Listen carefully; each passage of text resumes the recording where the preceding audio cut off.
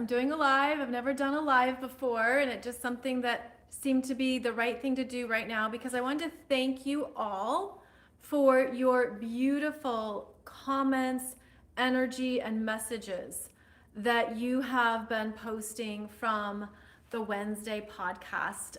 You've been writing here on YouTube, and all of your energy and well wishes have been beautifully well received. And I know that they are certainly helping the collective. And it's something that really demonstrates our unity consciousness and how there is a universal theme, that we go through around power struggles we have with things that are bigger than us or feel bigger than us. And they ultimately allow us to access more of our own power. So I just wanted to say thank you to everyone who has written such a beautiful message again on the Wednesday podcast. That was July 24th.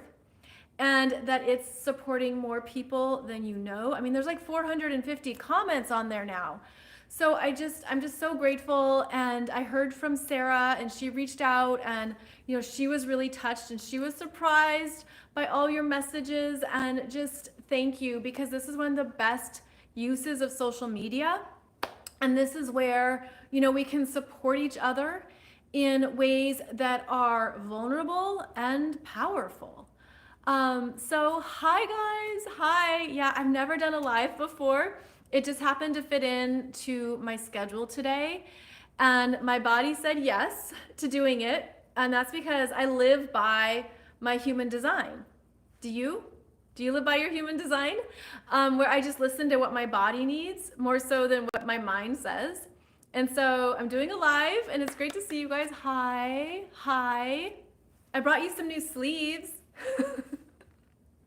From that, was it the Mars and Gemini video when I was in the green shirt? So that shirt looked really cute on the rack, and then when I put it on, I'm like, it feels like chicken wings. So that was just funny. But yeah, I got some new sleeves for you here.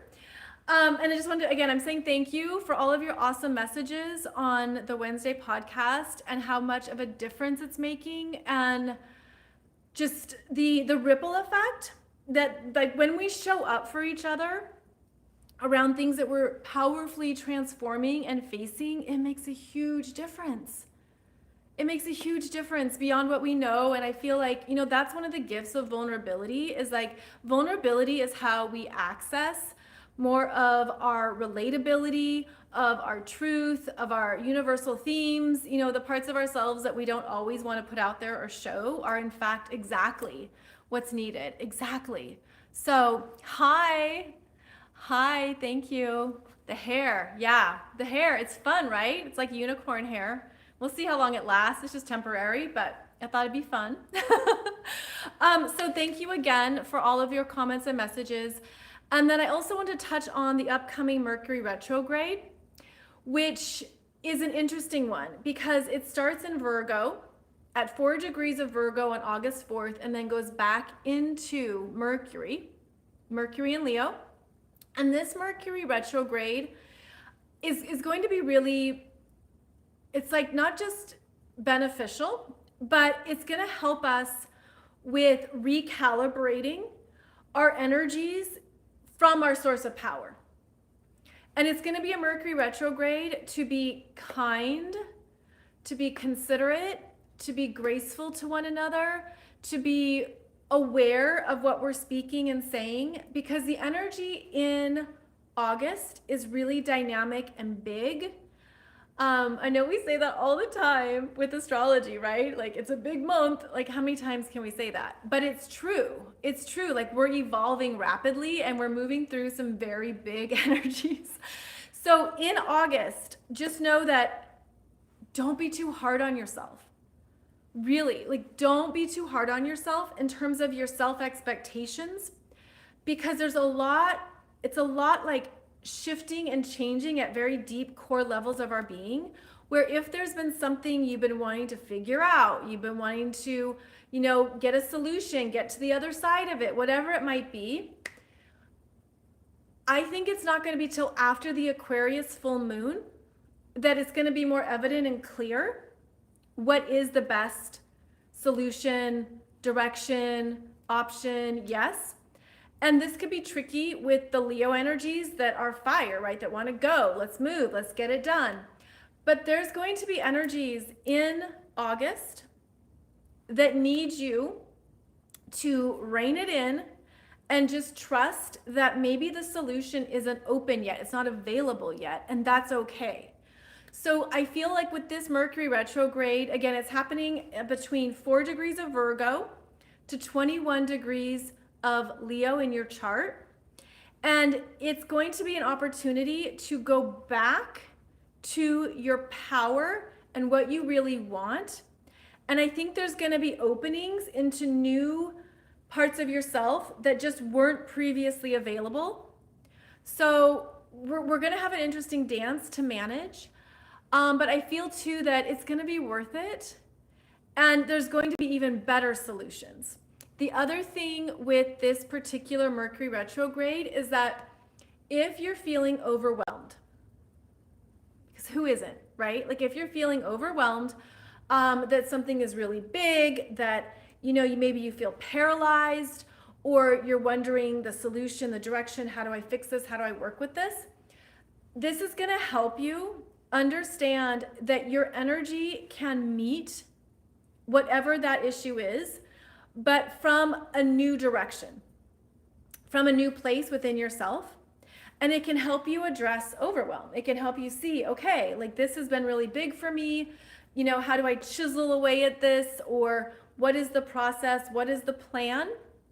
This is going to be a Mercury retrograde that helps you with what that could be, but from a more like grounded, like centralized space. Because I'm feeling it really strongly in the core of like, okay, this has been really big in my life, and it could be something that you've been going through long term, like maybe even for months or a year or longer, and it's been something that you've put on the back burner. This particular Mercury retrograde could help you with reconceptualizing that plan, that possibility, that idea. And then the energy is always to like take it slow, be practical, be aware, and to know that you're going to have new solutions. And I feel it especially after the Aquarius full moon, August 19th. So if you can moderate that for yourself and allow that to be what you're trusting, it's going to be worth it. I really feel that. I hope that, for as many of us as possible. And I also feel too like what we're moving into in the fourth quarter of the year is we're like smashing through some very big karmic blocks that have been unfinished.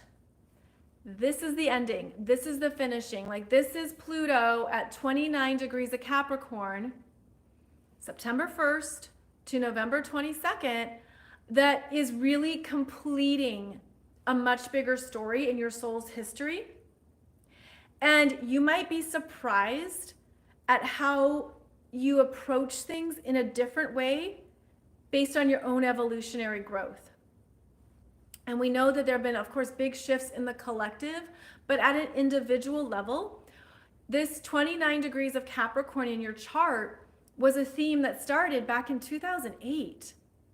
And it's really interesting. Like if you were to look at your life and be like, okay, what was happening 2008 to this year? Like what has been a theme in Capricorn where I am stepping into more of my power, where previously I had to give it away, abdicate it. I had to, follow another's authority, another rules, another person's agenda.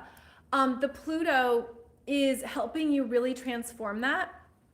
And so again, more people are going to be feeling this and kind of be like, I'm not taking this anymore. It's the energy of no, don't bring that over here to my house. I don't want that on my desk. I don't want that in front of me. So there's going to be a lot that you're going to feel. And it's interesting because I'm seeing this as like a self-acknowledgement of what you have powerfully and beautifully learned since 2008 in the Capricorn energies. And so they've been intense. I mean, that's just how Pluto rolls. It just is that big. And with this intensity, there's new understandings you have about what you can do in the world And I think that's going to be one of the best energies that shows up for us as we move into 2025, is that you're going to have a stronger sense of, these are my gifts. This is what I'm good at. This is what I can handle. This is where I'm powerful and I have authority and strength and all those awesome qualities. More people are entering that. And I feel like we're going to see groups of people moving into more of their calling.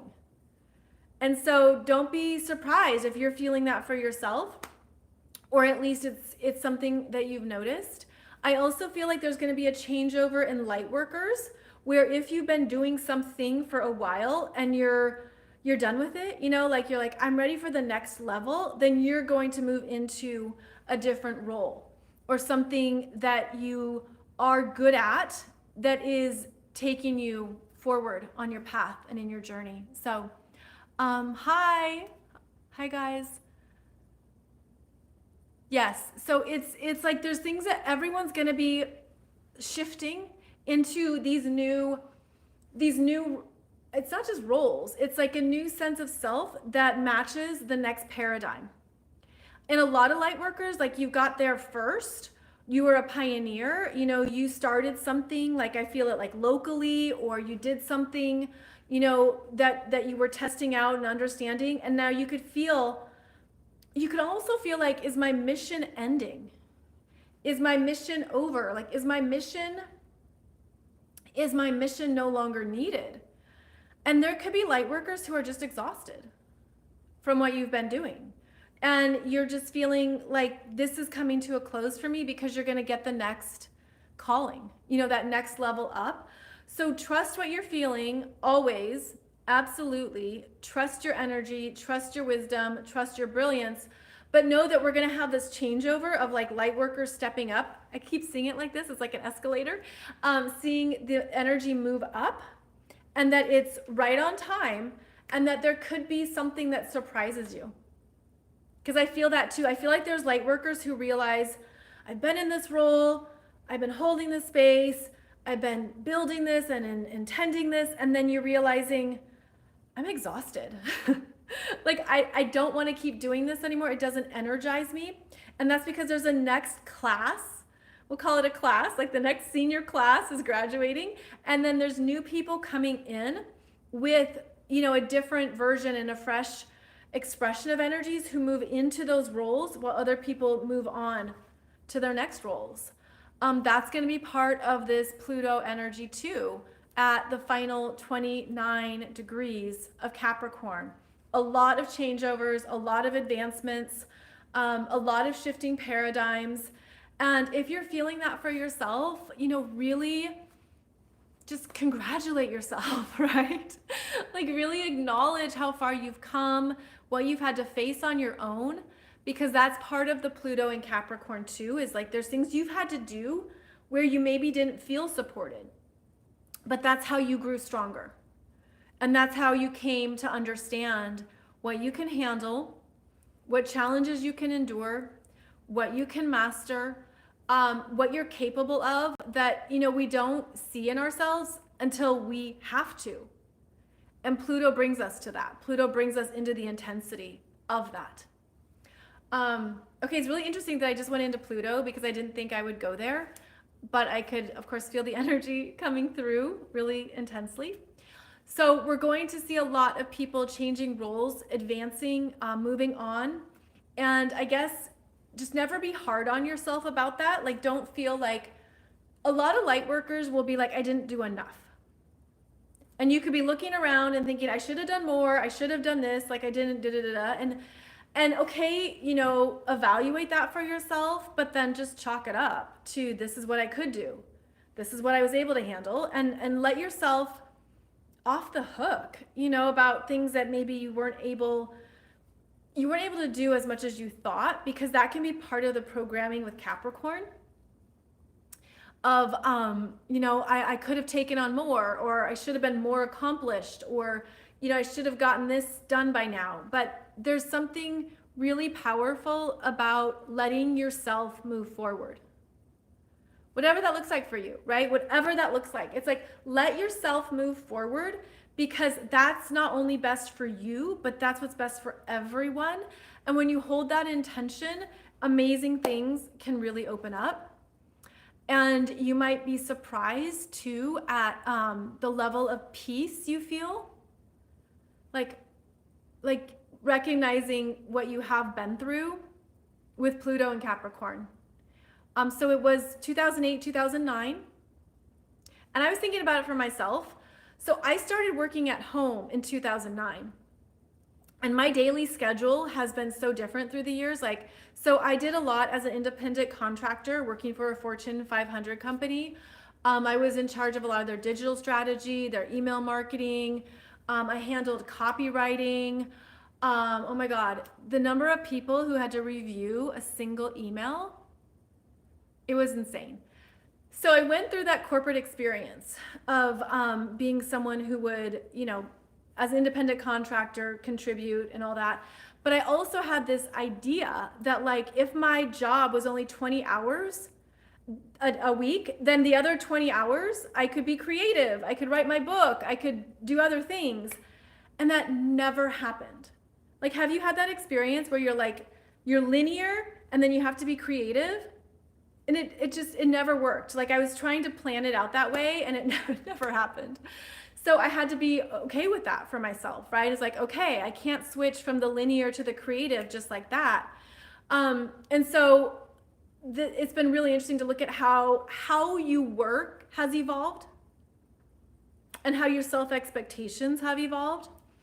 And I had saved up enough money to leave that job and then to focus on my writing, because I realized I had to be all in if I was going to write a book. So I couldn't do it while I was in the corporate energy. I had to be fully in the creative energy. And then I wrote the book and I launched my first website in 2011. And I had all this stuff going on. And then I had my son in 2015, which totally changed how I worked at home, because I couldn't. I couldn't work at home.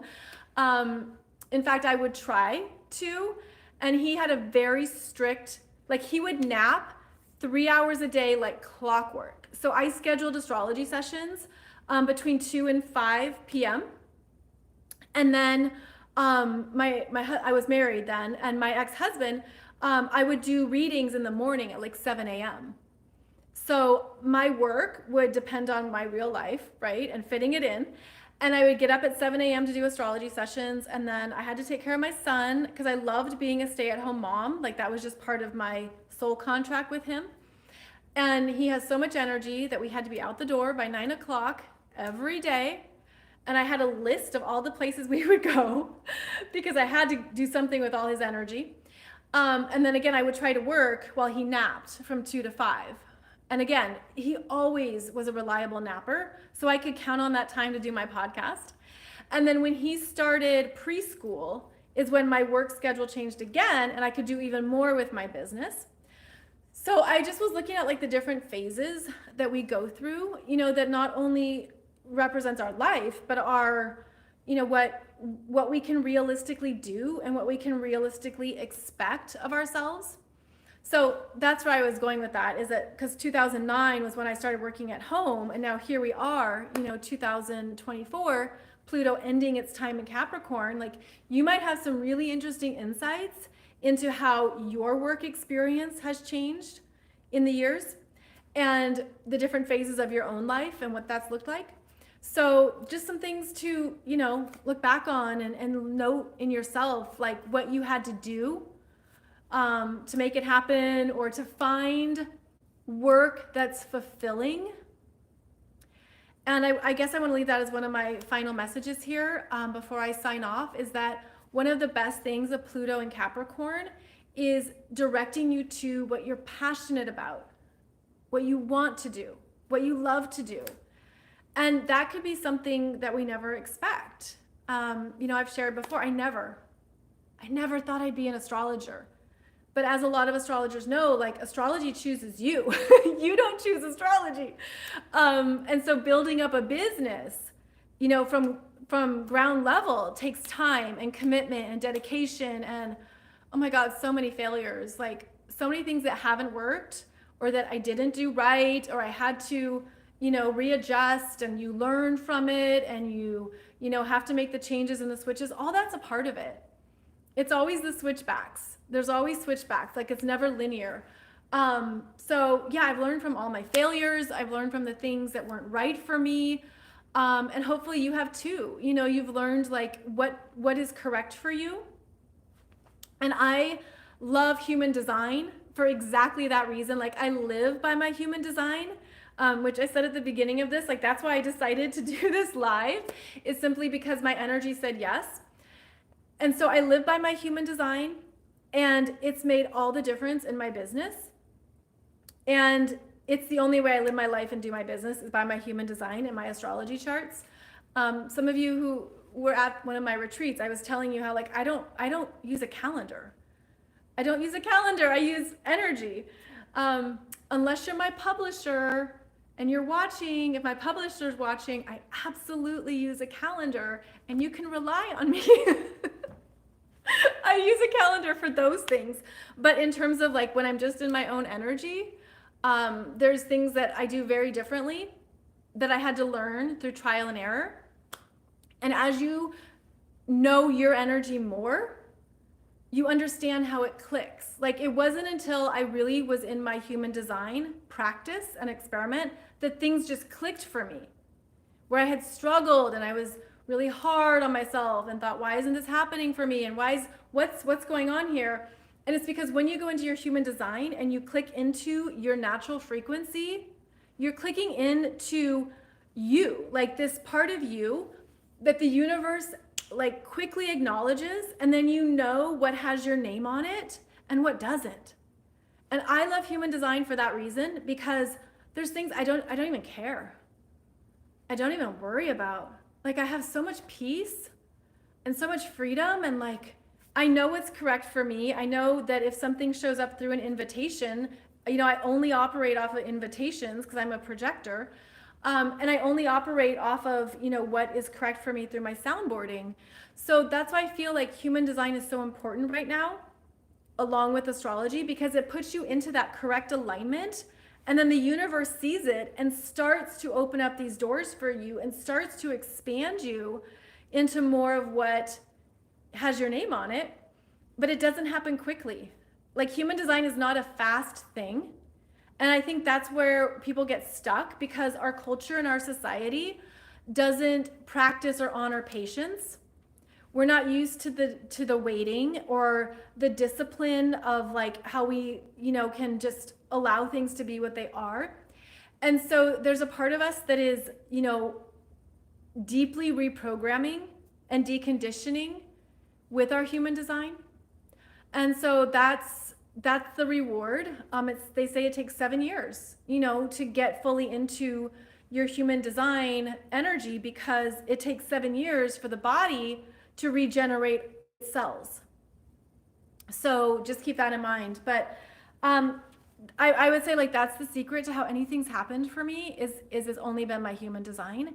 And I say that so that you can trust that for yourself, if you're interested in that, or if that's something that you've been exploring or wondering if you can trust. It's like, it's just been everything. So I guess I needed to share that too during this live. And hi, thank you. Yes, thank you all for being here. I know this was very impromptu, and I don't know how often I'll do these. I think I mentioned that my schedule's usually booked like 2 months out, but during that time I have lots of downtime, and I schedule in my days off. But if I can do more of these lives, I gladly will. I love seeing your energy and saying hello, and yeah, thanks for being here, guys. Thank you. Oh, thank you. Thank you so much. Okay, well, I hope you have a beautiful weekend. I have to go to a thing. I gotta go do a thing. But thank you all for being here. I appreciate you. And I started this by saying thank you again for all your beautiful comments from the Wednesday podcast. Like, it's been so heartwarming, not only for Sarah, who sent me an email about how much it's helped her and how much it's just been amazing for her, but I also hope that it helps others as they read the comments, to know that you are going to have the power, strength, and courage to face head on anything that you need to in your life. Absolutely. So, okay, you guys, have a great Friday. Have a great weekend. I'll be back on Monday with another podcast, and I have some more videos coming out for you this weekend too. So take care, and I'll see you back here soon. Bye.